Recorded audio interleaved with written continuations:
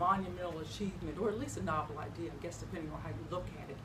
Miss Rachel Dolezal, outed for being a white woman but claiming that she's a black woman, managing to convince even the organization mainly headed up by quote unquote real black people, male and female, and even landing the title of president of her local NAACP chapter, with none the wiser. Now that's a real achievement in the scheme of things. And I must admit, when I first saw her, she fooled me too, and that's hard to do.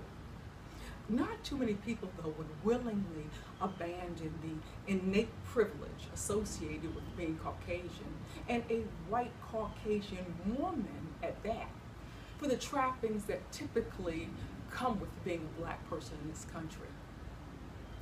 Mind-boggling. But being a black woman myself and having people in my own family that could easily pass for white, it's kind of shocking that Ms. Dolezal would go to such lengths. But I'm telling you, I take my hat off to her for pulling it off.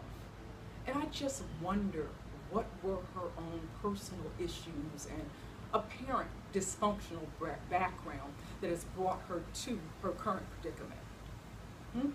I don't know. But Michael Jackson wrote a song called It Doesn't Matter If You're Black or White. Come on. But at least I would think that the average honest American knows that in this country, that sentiment is idealistic, but hardly realistic. I don't know why she felt the need to be deceptive, but let me tell you this. Ironically, in one sense, she may be more black-minded and keeping it real than the average person might think. The experts, like my cousin, for example, Dr. Joseph Graves Jr., he wrote the book entitled The Race Myth, and is considered to be one of the leading geneticists in the entire world. Says that there's no such thing as race. We're all the human race. And every single human being on the planet has African ancestry, originated from Africa. If that's true, then Miss Dolezal is as black as I am, at least genetically speaking. And it's only really the supremacist ideology of evil men in an attempt to control power and wealth that have used skin color as a defining inferiority indicator that just gives them the justification for discrimination. And understand something, as we all do, white Americans have historically fought side by side black people in our struggle for civil rights. So Sister Rachel is not unique in that regard.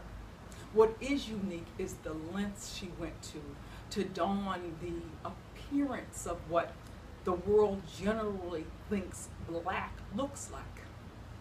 I've always said that blackness is a state of the mind. I can tell you, I know a whole lot of black people that I wouldn't exactly call my brother. But it's ironic. If you believe what the scientists and experts like my cousin JoJo say, Rachel Dolezal is being authentically who she really is. And a whole lot of other people are really faking the funk. Something to think about, huh?